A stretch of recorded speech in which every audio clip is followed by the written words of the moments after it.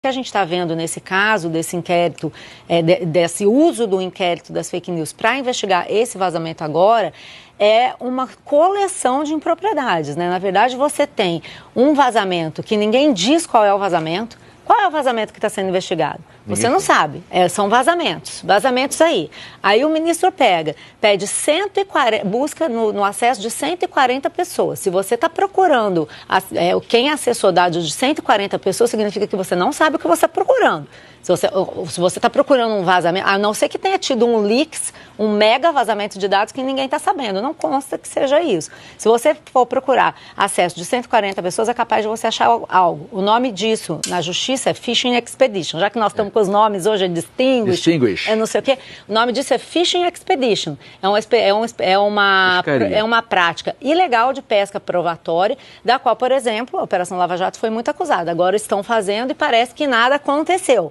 Né? Você está falando de um vazamento que tem que ser investigado, se é que houve mesmo, já que nós não sabemos de que vazamento nós estamos falando, usando um inquérito em que o ministro Alexandre de Moraes é ao mesmo tempo vítima, relator, juiz e sei lá mais o que. O que ele quiser ser, parece que ele vai achar que ele pode ser. Então eu acho que já passou da hora. Olha, Sadi, eu venho falando sobre esse inquérito desde quando eu ainda fazia o podcast Foro de Teresina, falando que esse inquérito não era legal, que não podia ser dessa forma. Eu ouvi no final de semana, até falei para o Fernando Barros, que é sobre esse assunto, está excelente. Exatamente, já desde aquela época já não caía bem. Agora, então, e depois já acompanhei também em 2022, teve uma discussão sobre isso no Supremo, e o que está acontecendo agora é o que sempre acontece. Lá em 2022 já se falou, olha, está na hora de acabar, já resolvemos a questão das fake news, esse inquérito se desdobrou em outros, já existem outros inquéritos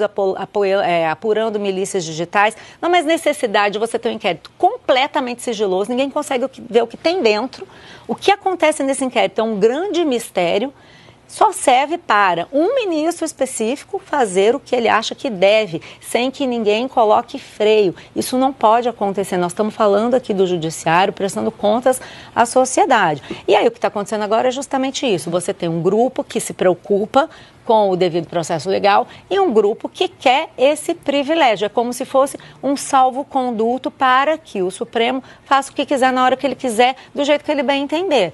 Juízes não estão acima da lei. Esse inquérito é a grande prova de que o Kleber Cabral do Unafisco estava certo, porque, veja bem, ele disse que está mais difícil investigar autoridades e ministros do Supremo do que o próprio PCC. E o que aconteceu com ele? Virou investigado. Ele fala autoridades da República, porque até autoridades da República, exatamente. Ele disse que está mais difícil investigar outras autoridades da República do que o PCC. E o que aconteceu com ele? Apenas por falar isso, ele virou investigado. Qual foi o crime que ele cometeu? A informação que eu tenho até é que investigadores ficaram até, assim, meio constrangidos, sabe? Com ter que tomar o depoimento por causa disso. Porque a gente até comentou aqui que a gente não conseguia comentar com toda a profundidade que o caso exigia, porque a gente não sabia do que se tratava.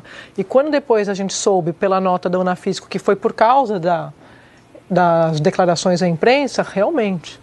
Ou seja, ele provou a tese dele, né? Não, porque tem ele foi a prova do que ele mesmo disse. Você não pode emitir opinião que você vira um investigado num inquérito, que ninguém sabe o que está acontecendo dentro desse inquérito. Então, finalmente, a OAB de São Paulo se manifestou e eu acho que toda entidade que realmente se preocupa com o momento grave que a gente está vivendo, todo político, todo juiz, deveria olhar para esse momento como um momento definidor, decisivo. É a hora que você vai dizer de que lado você está. Esse inquérito virou um grande símbolo dos desmandos do judiciário no Brasil hoje. Você falou, né?